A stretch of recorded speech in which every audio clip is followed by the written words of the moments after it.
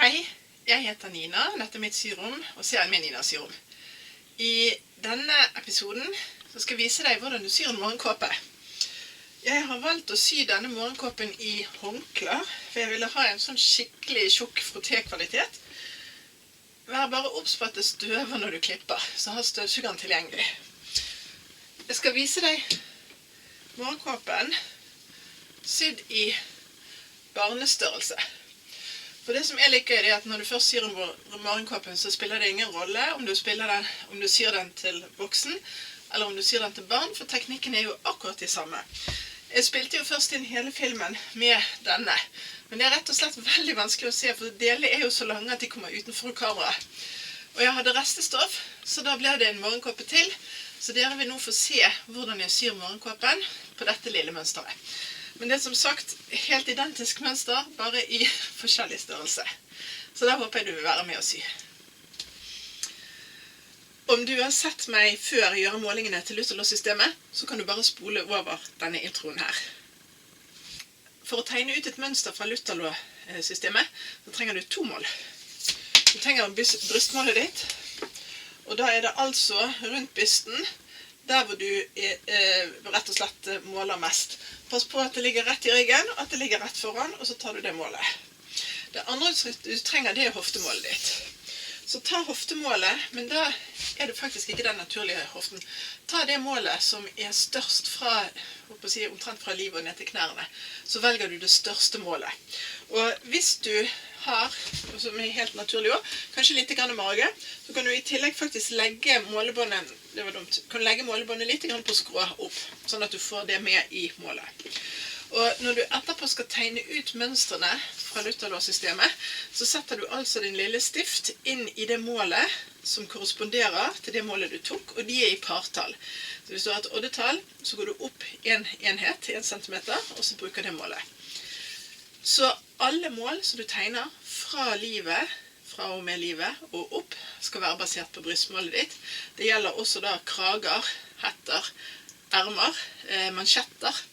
Alt det som er på en måte over fra og med livlinjen opp, skal være basert på ditt brystmål, og alt under skal være på hoftemålet ditt.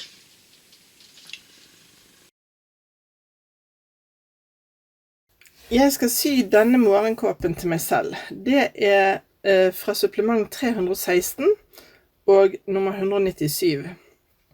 Jeg har tegnet ut mønsterdelene og tatt film av det. Men det var vanskelig fordi at bordet mitt var for lite, så jeg måtte legge arket på gulvet for å få den totale lengden på mønsterdelene. Jeg har sydd den ferdig, og etter jeg har sydd den ferdig, så ser jeg at jeg har nok rester til å sy en til sønnen min også. Så jeg skal sy denne til sønnen min, som er fra hefte nummer 307 og mønster 119. Og det som er litt gøy med de 2 mønstrene, det er at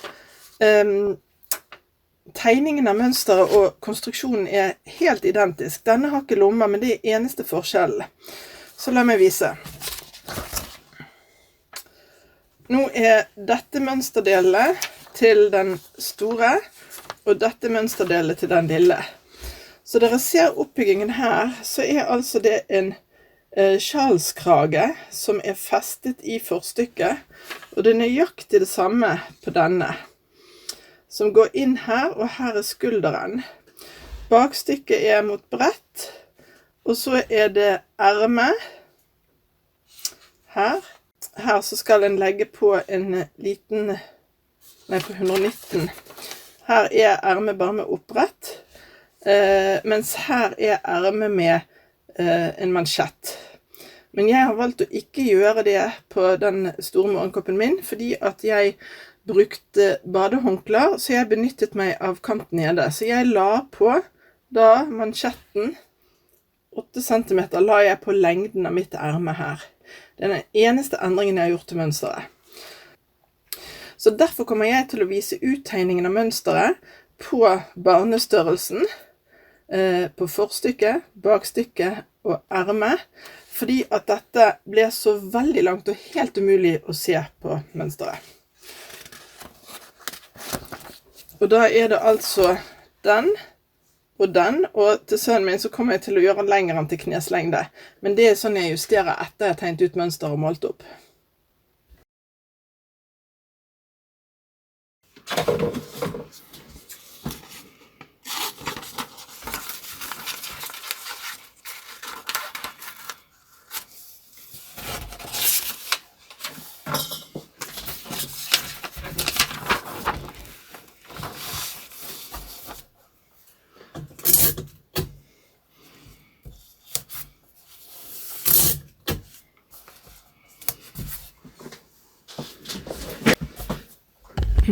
Dette synes jeg er noe av det gøyeste når jeg skal begynne å tegne ut mønsterne.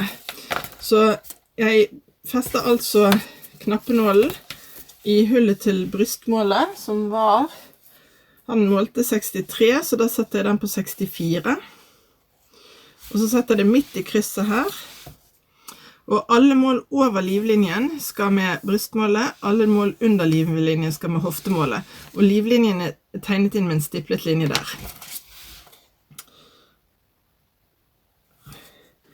Under her så har jeg en bit med hard papp, som heter bokpapp, for det jeg tilfeldigvis hadde det, men den funker ganske bra, for jeg kan stikke knappenålen hardt ned.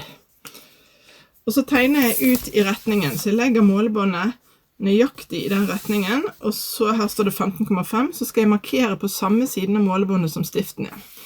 Så 15,5. 15,5, som fortsetter jeg rundt hele.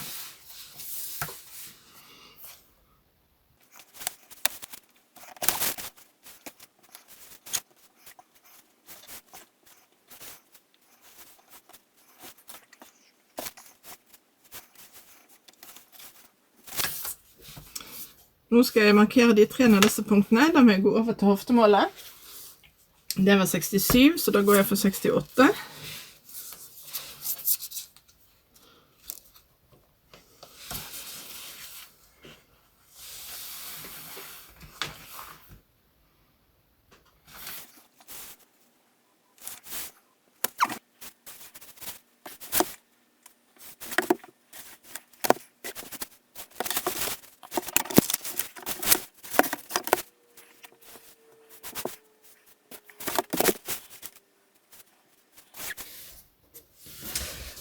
Her ser dere at jeg fikk ikke alle punktene på linje, så da tegner jeg inn en sånn cirkakurve her. Dette er en morgenkoppe, så det gjør ingenting. Og så skal jeg måle avstanden etterpå i forhold til ermekuppelen. I tillegg så står det her at 2 centimeter inn hit, altså der, og nedover helt til punktet som var merket her med 41, altså der, skal vi ha et belegg. Så det tegner jeg inn sånn, og så skrår jeg det her oppe. Sånn. Ja, noe sånt. For rett den litt av her. Der.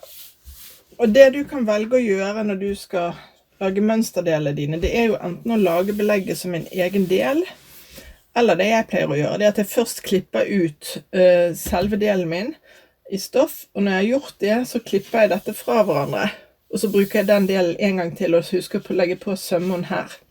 For da er det altså bare her inni her, som skal være kanten, fordi at når du da bretter slaget ut, så er det den som blir synlig. Så skal vi huske å legge til sømmen. Og hvis du syr det i et sånt veldig type håndklestoff eller teddystoff, sånn som jeg gjør, så vil jeg absolutt anbefale å legge til 1,5 cm sømmen. For det er så tjukt at det drar så mye i sømmen. Så jeg legger til 1,5 cm på hele morgenkåpen. Og det gjør jeg på alle deler, både forstykke, bakstykke og erme.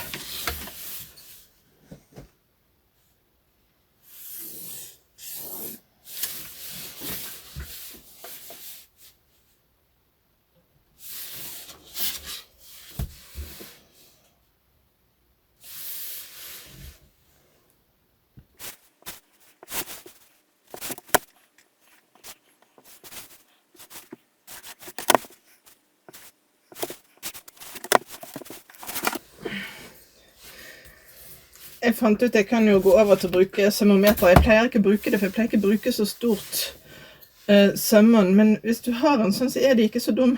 For her har de merket inn 1 centimeter, 1,5, 2, 3 centimeter og 4 centimeter.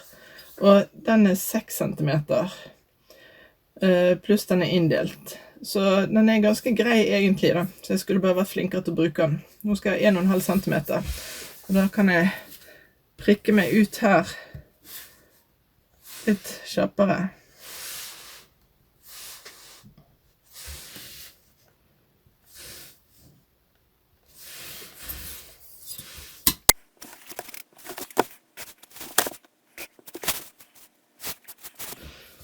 Sånn, da skriver jeg på altså at dette er supplement nummer 307, og det er mønster nummer 119, og det er liv var 63, og hofte var 67, og jeg har tegnet med 64 og 68. Da har jeg det, hvis jeg trenger å kontrollmåle. Så det eneste jeg kommer til å endre på denne, det er lengden, for jeg ønsker den lenger. Så det er jeg nødt til å sjekke mot rett og slett jeg må ta mål fra skulder, og så hvor langt ned, sånn at den kommer litt under knærne. Men sånn gjør du det med bakstykket også. Du legger ikke til sømmon mot midt bak, for der skal vi ta det mot brett. Nå har jeg klippet ut alle deler. Ermene har jeg ikke lagt til oppbrett. Her skulle det egentlig være oppbrett, fordi jeg har benyttet meg av den nederste kanten på håndkle. Så her er 2 ermer, speilvendt.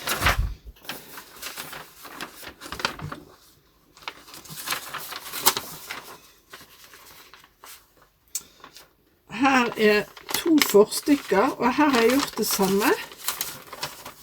Jeg bruker kanten som kant nederst. Så jeg klippet ut først de. Deretter så klippet jeg opp mønsterdelen min.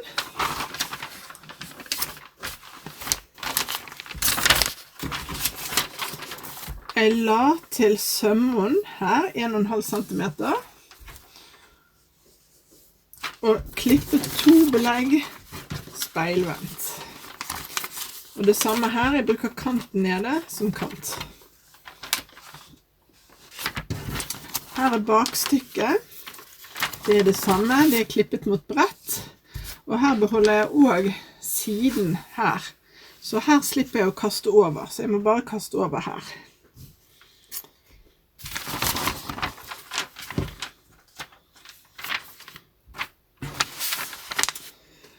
I mønsteret er det ikke tegnet inn belegg i nakken. Men jeg synes det er fint å sy hele belegget med belegg i nakken. Så det har jeg tegnet inn her. Like bredt som det kommer inn på skulderen. Går du ut på skuldrene og bare tegner en bue. Og det er delen her. Så det betyr at belegget vårt her skal sys sammen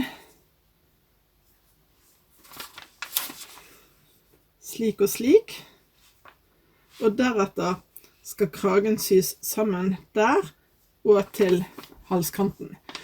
Og da går det an å vrangsy hele beleggskanten rundt, og da blir det veldig ryddig på innsiden. Jeg skal i gang med å sy sammen. Som dere ser, så loer dette stoffet noe voldsomt, så jeg anbefaler på det sterkeste å overlokke alle kanter, enten før du begynner å sy, eller underveis i arbeidet. Jeg kommer i tillegg til å sy sammen min rettsøm, men disse kantene er forferdelige, så enten overlokk eller en tett sikksakk for å stoppe dette her, og ha støvsugeren i nærheten. Så jeg begynner med det.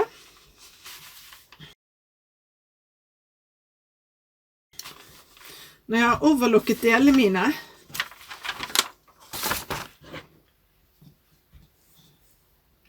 så syr jeg bakstykket og forstykkene sammen i skuldersømmen. Så syr jeg kragen sammen i seg selv, og deretter fast i halsen. Så da gjør jeg det først. Jeg skal bare vise et ørlite triks før jeg går i gang med skuldersømmene. Og det er at det kan være litt vanskelig å få til. Så det jeg gjør, jeg klipper et lite hakk på skrået inn mot kragen, sånn at jeg kan legge skuldersøm på skuldersøm og brette den vekk når jeg syr. Den sømmen der tar jeg etterpå når jeg tar halsåpningen. Nå har jeg sydd begge skuldersømmene. Jeg klippet det lille hakket her. Og så har jeg sydd kragen midt bak. Den neste sømmen jeg skal ta nå, det er den hvor jeg bretter kragen ned på halsåpningen her, og justerer meg inn, og setter et par nåler, og så, det var vanskelig, så syr jeg sømmen over hit. Og det er på akkurat samme måte du syr belegget til belegget bak. Da syr du, altså du klipper et lite hakk, og syr det lille du har av skuldersøm her. Det gjør du på andre siden, så syr du midt bak, og så syr du den fast i halsåpningen.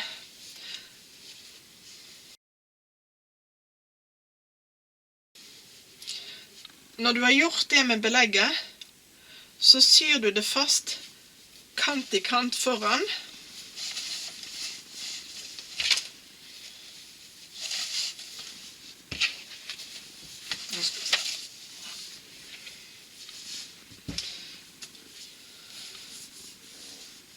Foran hele veien rundt. Nå synes jeg ble det riktig. Det var jo ikke riktig sånn. Sånn. Hele veien rundt når du har gjort det med belegget.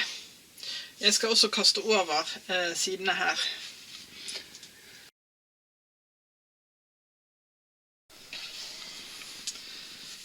Nå har jeg sydd fast belegget rundt hele. Så har jeg strøket for å gjøre håndkleet litt mykere stoffet, og brettet, og sydd en stikning en god 2 centimeter fra kanten, sånn at ikke den kommer i konflikt med sømmene inni. Så når jeg åpner opp nå, så er alt skjult inni her. Dette er jo bare til pynt. Jeg skal også sy fast belegget rundt hele. Da fester jeg nåler sånn at det ligger helt flatt, og så syr jeg sånn at jeg følger kanten omtrent nedover her rundt hele. Men før jeg gjør det, så liker jeg å feste her bak i nakken, så ikke det driver og flytter på seg.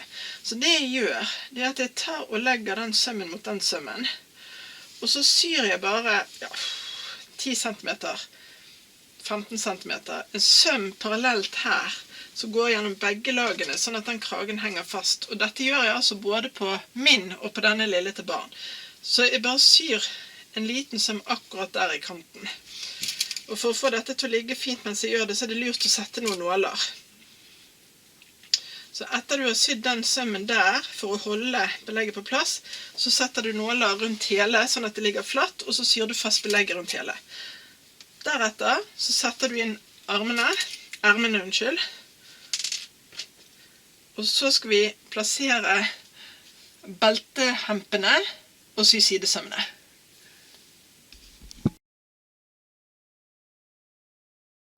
For å lage hemper i siden så bruker jeg ofte en slik anorakksnor. Du må også gjerne lage det i stoffet, men jeg synes det blir så, dette stoffet er så tjukt. Hvis jeg skal brette det 4 ganger, så blir det veldig mye stoff. Jeg slår 2 knuter, med sånn, passe avstand, var litt stor.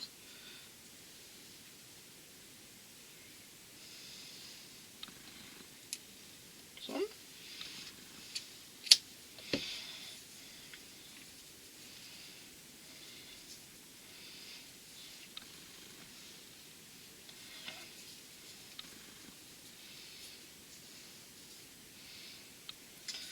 Og så har jeg målt meg ned en sånn cirka 10-12 cm fra underarmen. Og så legger jeg den inn i, eller ut av her, stoffet.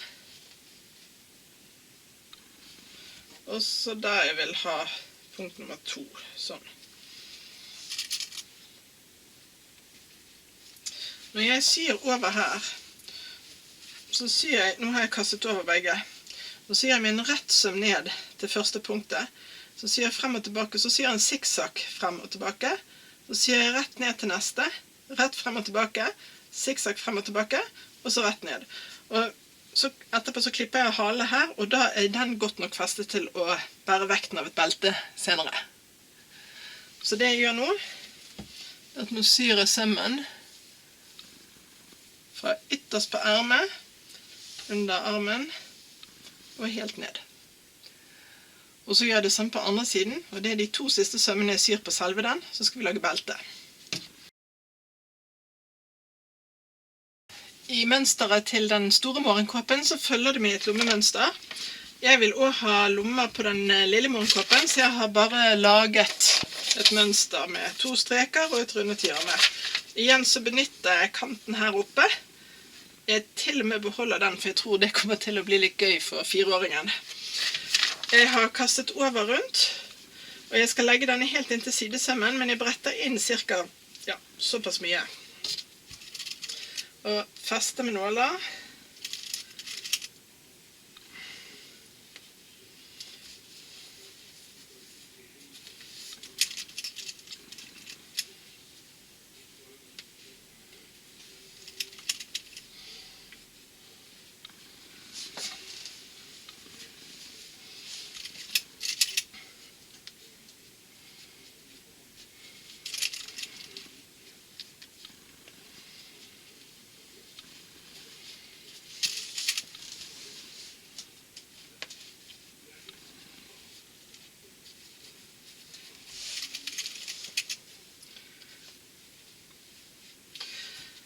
Så syr jeg min rett søm i kanten rundt hele.